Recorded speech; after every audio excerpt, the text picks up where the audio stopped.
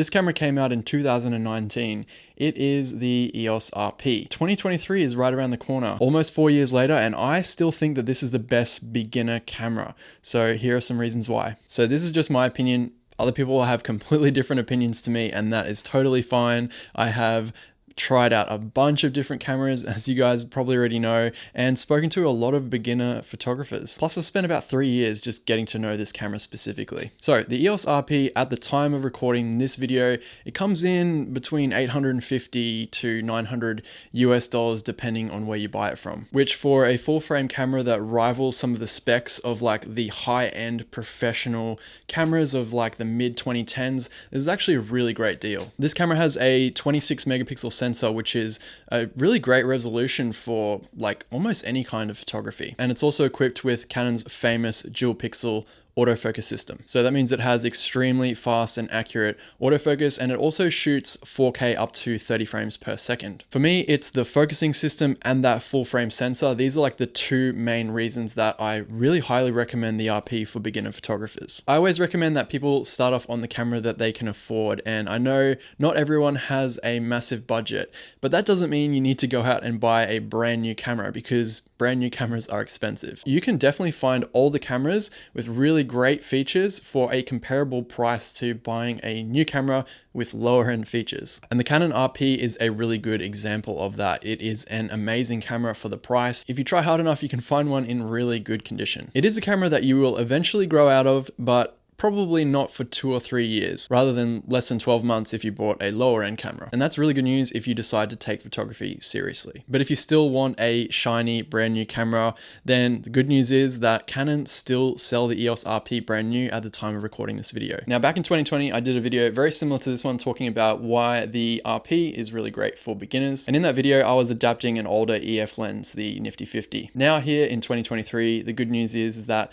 Canon have released quite a few very affordable and really decent quality RF prime lenses. There's a 16mm, a 24, a 35, a Nifty 50, and also an 85mm lens. Now, while some of these lenses do have their drawbacks, I can definitely recommend them for beginners, depending on the style of photography that you do. I've actually done in-depth reviews of all of them, which I will leave linked in a playlist down below. So if you are in the market for an RP or any other RF mount camera, go down and check that playlist out. Most of these lenses are actually really affordable, so great for beginners, and they're all really good in low light. Now, as I mentioned earlier, you can also use that adapter to use the older EF mount lenses. And there are a ton of them out there, especially on the used market. And trust me, there are some really great deals to be had. Okay, so I know what some people might be thinking, why not get a crop sensor, especially like the new R7 and R10 that just came out from Canon. And if you're doing any video production, I would actually highly recommend the R7 or the R10 over the RP as a beginner photographer. The RP is a very capable video camera. However, if you want dependable autofocus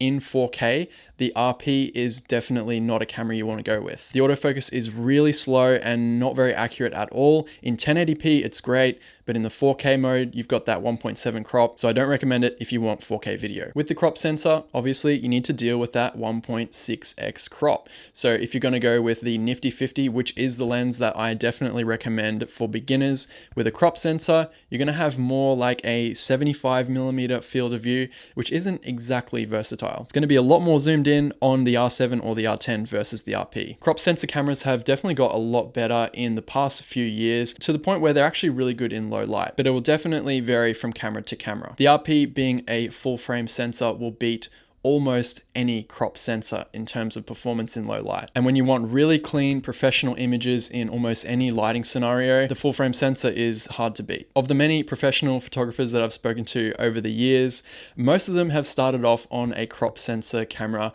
and at some point during their career arrived at the full frame camera. Of course, there are many exceptions though. A lot of people do prefer the form factor of the crop sensor camera. Fujifilm make beautiful crop sensor cameras also, but I would say the majority majority of working professionals that I know use a full frame camera. I've always said that making the jump straight into a full frame camera as a beginner eliminates that mindset of one day I'll own a full frame camera, which even myself as a beginner, I fell into. Looking at all the professional photographers around me, I felt that I needed to have a full frame camera in order to be taken seriously or in order to get comparable images to my peers. But once I learned that the camera isn't the limitation and the only limitation is your skill as a photographer and your creativity, I actually began to improve quite a lot. It just took me buying a new camera, buying a full frame camera to learn that. So that's why I actually recommend most people to start on a full frame camera, especially with how affordable they can be if you buy them used. So there are a few cons with the RP that I briefly want to touch on before we end this video.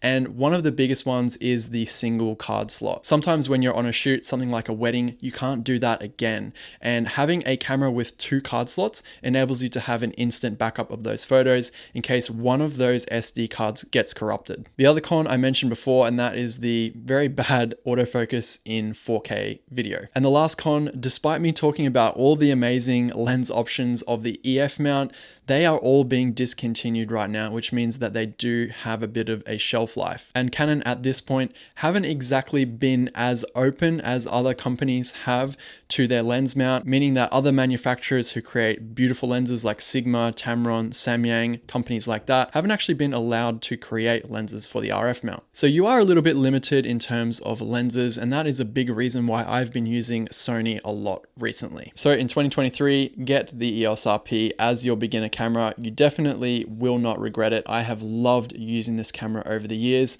and I'll probably continue to recommend it until they come out with an EOS RP Mark II, maybe. All right, I hope you guys enjoyed this one, and I will see you all in the next video.